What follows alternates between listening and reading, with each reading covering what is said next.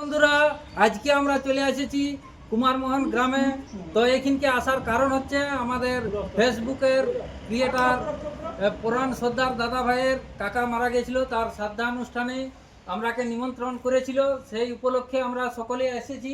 তো এখানে এসে খুবই ভালো লাগছে, কারণ পুরাণ দাদা ভাইয়ের সাথে এমন একটা পারিবারিক সম্পর্ক হয়ে গেছে। ফেসবুকের তো বন্ধুত্ব আছেই, তাছাড়াও একটা পারিবারিক সম্পর্ক।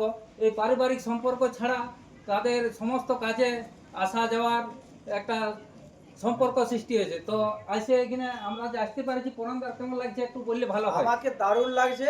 এই ফেসবুক জগতে অনেক বন্ধু, অনেক ফ্রেন্ডস এই মুহূর্তে হয়েছে।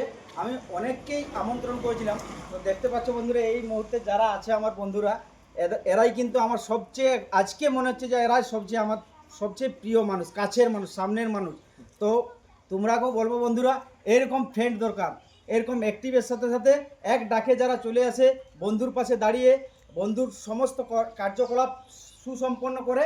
তো তোমাদেরকে বলবো এরকম বন্ধু তোমরাও যেন পাও। তো প্রদীপদা কেমন লাগছে একটু বললে খুব ভালো হয়। খুব সুন্দর, এটা খুব সুন্দর অনুভূতি। সত্যি আমরা এই পুরানদার ডাকে যে আসতে পেরেছি পুরানদার বাড়িতে, সত্যি আমরা নিজেকে ধন্য মনে করছি, কারণ এরকম বন্ধু সত্যি ভাগ্য গুণে পাওয়া যায়।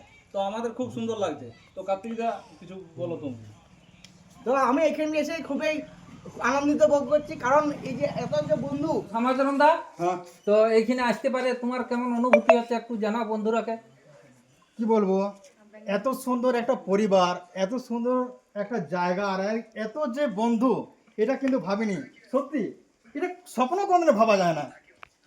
এই পরিবারের মধ্যে যুক্ত হয়ে যে আনন্দ পেয়েছি, আমি খুব আনন্দ, খুব সুন্দর, খুব খুশি হয়েছি সত্যি। যাই হোক, আর বেশি কিছু বলছি না। দিদি ভাই একটু কিছু বলো, দোলন দিদি ভাই।